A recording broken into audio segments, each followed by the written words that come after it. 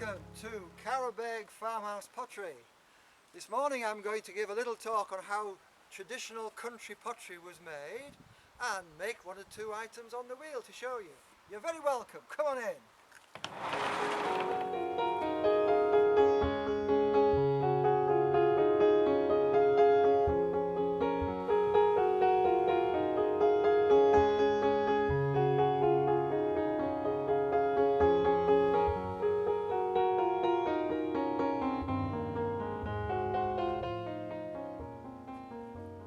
Welcome to the clay preparation corner.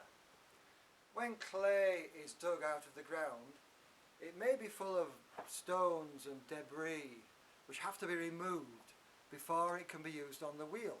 Otherwise it would rip your hands to shreds.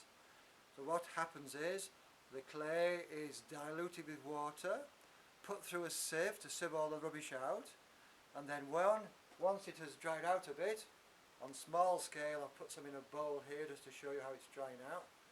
It can then be cut out and wedged, which is the next thing in the process.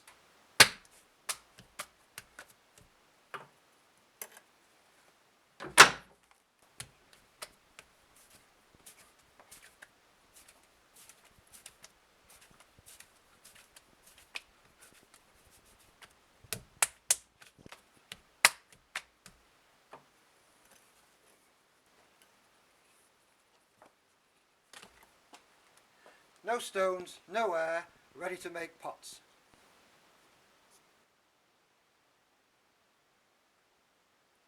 Now for making pots on the wheel. Traditionally, potters would have used a kick wheel, or in industrial times, even a steam-powered wheel. I'm going to make my pots on an electric wheel.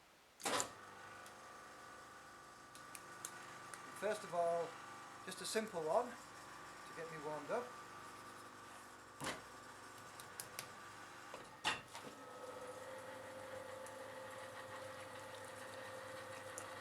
A little bit of water first of all to moisten my hands and to moisten the clay, and before I can make a pot I've got to get the clay running smoothly, centred on the wheel.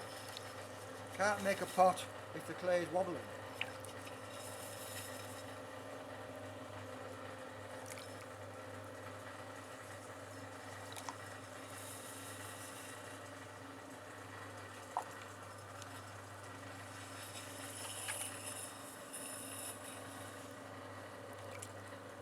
Clay running smoothly.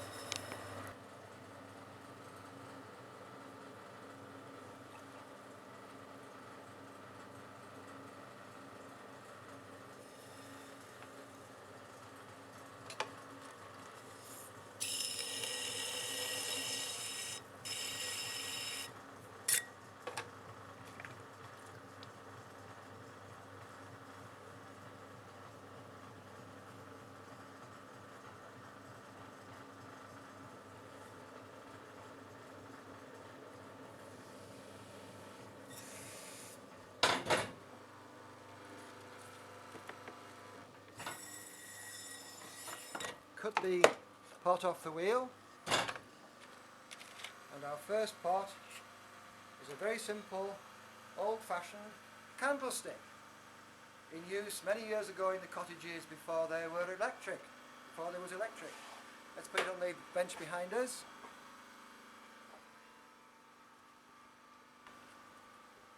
And cast a bit of light on the matter to show how the finished item might have looked once it had a handle put on.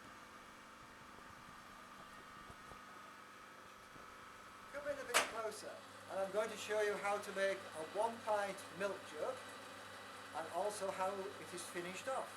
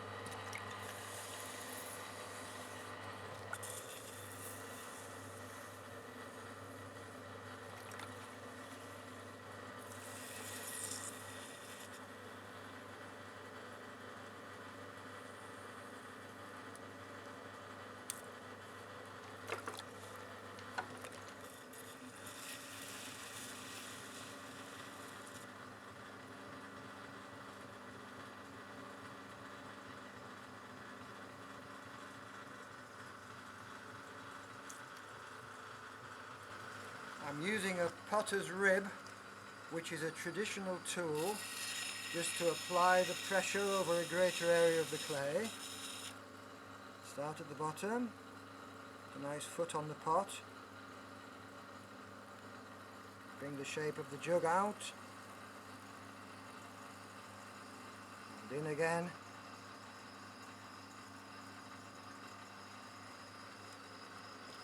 Just once more to get the final shape.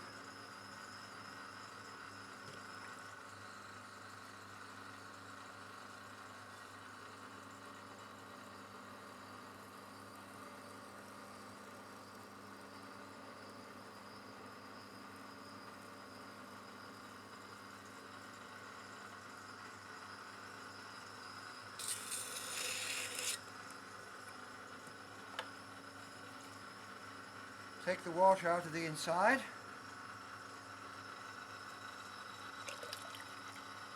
Smooth the rim.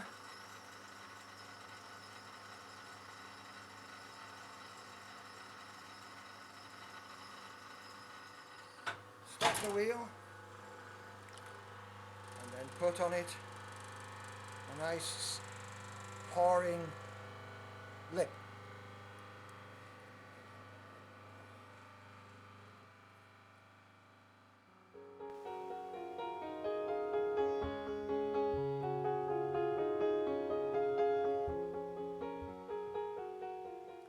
As you can see, our jug is now dry enough to be able to work on.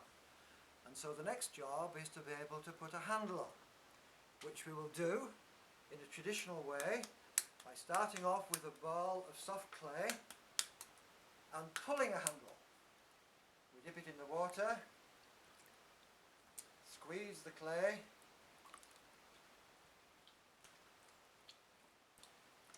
start to pull and squeeze the clay, thinning it out all the time until the handle is thin enough to be able to nip off and apply to the pot. I have one here that I made earlier. I'm going to apply this handle to the pot. So we'll just move that away.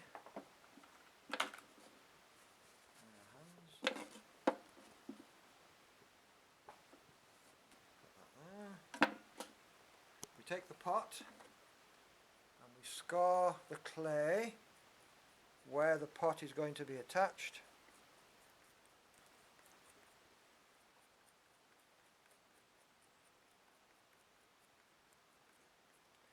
We apply some liquid clay called slip,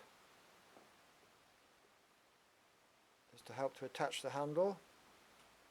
We take the handle and very firmly attach it to the pot in that position, making sure it's well attached.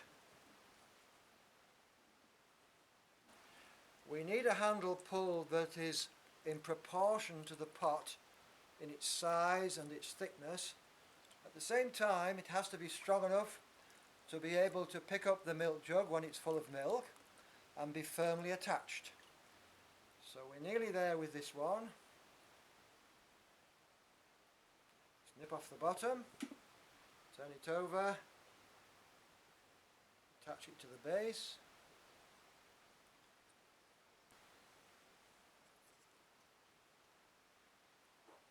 Making sure it's well fastened on, smoothed down at the top.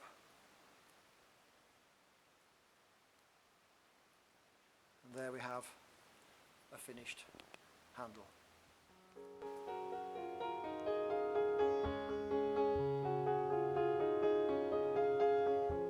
Our next stage in the making of our milk jug is to put a decoration on the pot while it's still damp and before it goes into the kilns. Traditionally, in some of the country potteries, they would have put liquid clay onto the surface of the jug using a cow horn with a goose's quill at the end and put on the decoration. It's also possible to put it on with a tin. There's an Uncle Joe's mint ball tin, with a goose's quill stuck in it, and that can be used as a very simple way of putting a decoration on. A little bit more sophisticated is to use one of these slip trailers, which I have here, and I'm going to use that to put on a traditional decoration on the surface of the clay.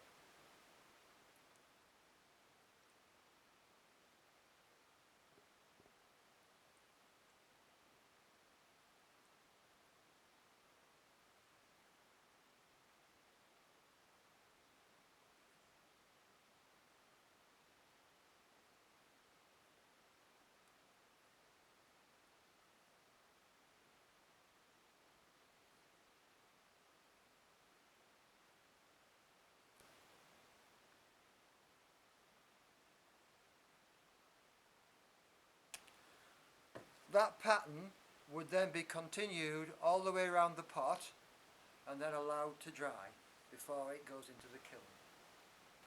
What happens to our milk jug once the decoration has been applied?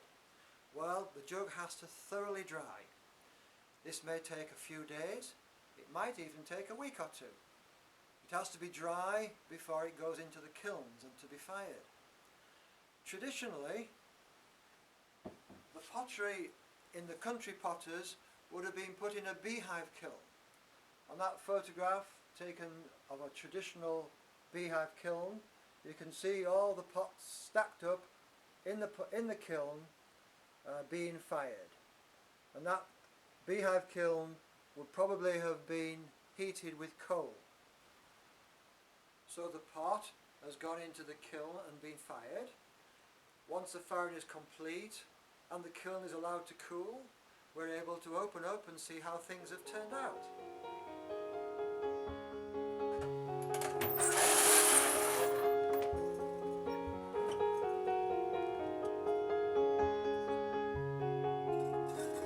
Here's some pots that were made previously, same design, and you can see now that the pot has been fired and it's hard.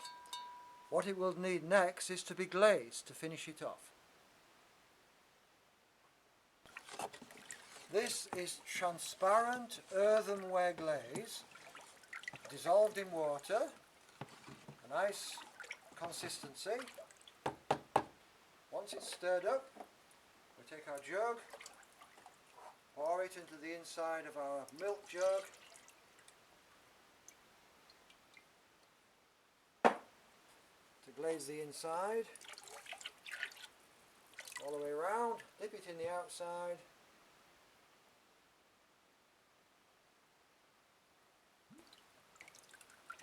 let it drain.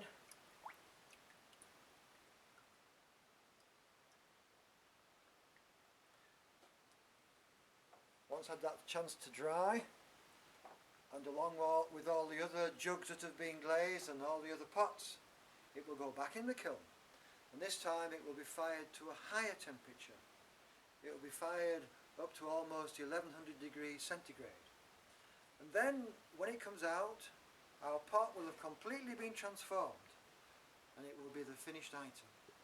Here is a typical country milk jug, probably made at least 60 or 70 years ago in Penrith, near Penrith in Cumbria, England, with a decoration put on with a cow horn and fired in a beehive kiln using coal, and made by one of the last traditional country potters in the north of England.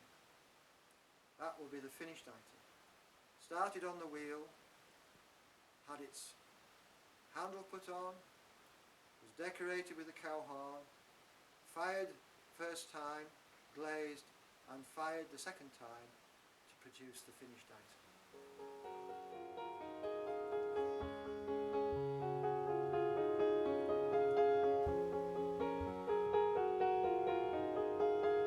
To finish off with, let's go across to our display and see what else we can learn about country pottery making. This is common earthenware clay. Dug straight from the ground, it could be used to form bricks, fired in a brickworks. Far Farmers might recognise land drainage tiles made in their thousands and thousands. A great favourite with traditional gardeners would have been the earthenware plant pots, all different sizes, much better than plastic. Another kind of clay is stoneware clay.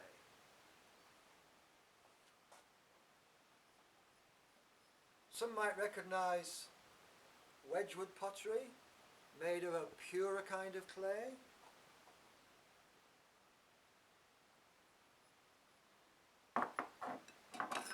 Very, very fine clay, or china clay, will be used to make traditional Chinese or Japanese pots, or bone china.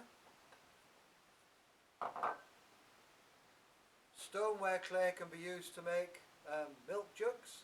It fires to a higher temperature than the common earthenware clay. Let's see what else country potters made.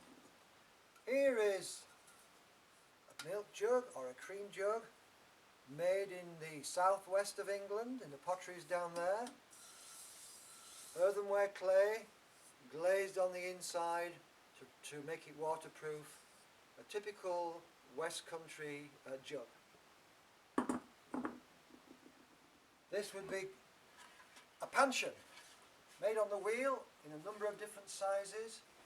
Different parts of the country where there was clay to be found, potters would be at work making things that were useful in the kitchen, in the dairy, for mixing bread, for general use in the kitchen, and that's a typical example of a panchion. This pot also would be useful in the kitchen for various purposes. And here we have an example that was made in Northern Ireland, at Burns's Pottery, near Coal Island. Very distinctive pattern on the inside, made with the slip, applied through a slip trailer, and that pottery closed in the 1960s. Here we have a collection of pottery that were made at Wetheriggs Pottery, just outside Penrith in northern England. Here we have a typical Penrith pottery salt pot, probably made by the last of the traditional potters, Mr. Harold Thorburn, getting a bit battered now. And here we have a number of jugs and bowls, all with the traditional Wetheriggs pattern applied. And this is the potter that I spent some time training with back in 1972. There's another couple of examples of Wetheriggs pottery. Have a look at this wonderful pot, a close look. I bought it from a farmer in North Yorkshire for £5 many years ago. It's a wine making jar. It was used for making elderberry wine. A wonderful example of the potter's skill, with a wooden spigot for pouring out the wine. If you want to see a pot like this being made, the last of the West Yorkshire country potters, Isaac Button, working at Soil Hill just outside Halifax, has a video clip, and he can be seen at work in his workshop. His workshop's closed in the 1960s. What is distinctive about this lovely little milk jug? If you look carefully, you can see that the glaze has marvellous colours on it, and that's because it was made in a wood-fired kiln. It was made in a wood-fired kiln at Coxwold in Yorkshire, also sadly no longer in production. Beautiful example of wood-fired pottery, very similar to the kind of pots that would have been made in medieval times up and down the country. Lovely pot. The history of pottery goes back thousands of years. A little pot like this, which is a replica of an oil lamp. Olive oil would have gone inside, a wick coming out of the spout, And that's the kind of little oil lamp that you would read about in the Bible, where it says, don't hide your light under a bushel. My last two pots I'm going to show you are, if you want to have a Mad Hatter's tea party, then you want a little pot. There's a wee teapot for the tea. And if you have a pottery, you can make your own designs. This is one that I made as a present for my dad many years ago. My dad was a man who always liked half a cup of tea. If I was visiting him in Yorkshire, I would say, Dad, would you like a cup of tea? And he always used to say, well, I'll just have half a cup. So for one of his birthdays, I made him half a cup, for half a cup of tea. And I made him that when we lived in Barrow-in-Furness in Cumbria. Well, I hope you've enjoyed your visit to Carabeg Farmhouse Pottery today, and learning a little bit about the process of making traditional earthenware pottery and how milk jugs were made. There is another story behind the story that I have told you, a personal story called From Pots to Peace, the Potter's Story. And if you'd like to learn more, follow the link below.